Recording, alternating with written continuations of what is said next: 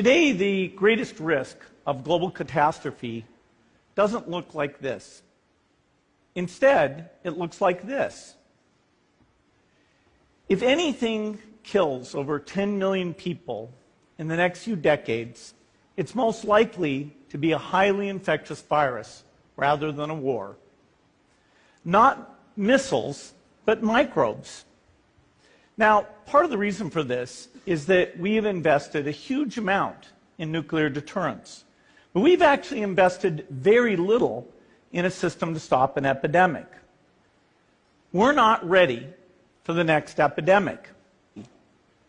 You can have a virus where people feel well enough while they're infectious that they get on a plane or they go to a market.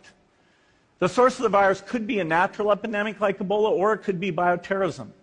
And so there are things that would literally make things 1,000 times worse.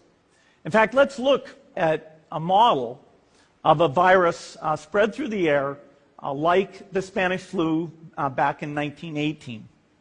So here's what would happen. It would spread throughout the world very, very quickly. And you can see there's over 30 million people die from that epidemic. So this is a serious problem. We should be concerned. But in fact, we can build a really good response system. We have the benefits of all the science and technology that we talk about here.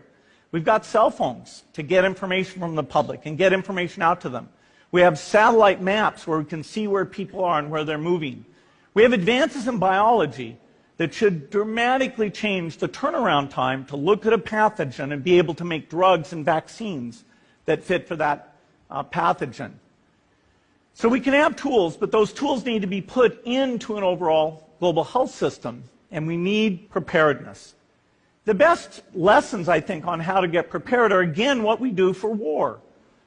For soldiers, we have full-time waiting to go. We have reserves that can scale us up to large numbers. NATO has a mobile unit that can deploy very rapidly. NATO does a lot of war games to check, are people well-trained? Do they understand about fuel and logistics and the same radio frequencies? So they are absolutely ready to go. So those are the kinds of things we need to deal with an epidemic. What are the key pieces?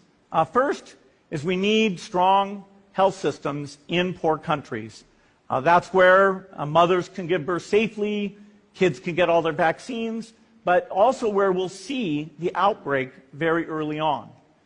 We need a medical reserve corps, lots of people who've got the training and background who are ready to go with the expertise.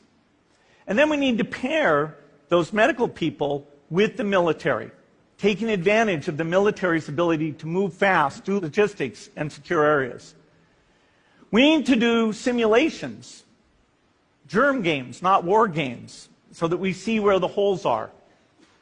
The last time a germ game was done in the United States was back in 2001, and it didn't go so well. So far, the score is germs 1, people 0. Finally, we need lots of advanced R&D in areas of vaccines and diagnostics.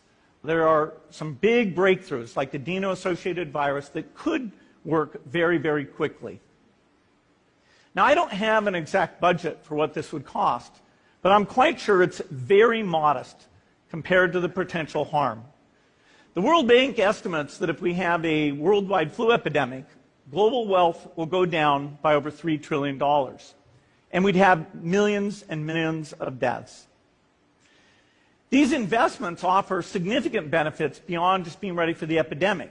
The primary health care, the R&D, those things would reduce global health equity and make the world more just as well as more safe.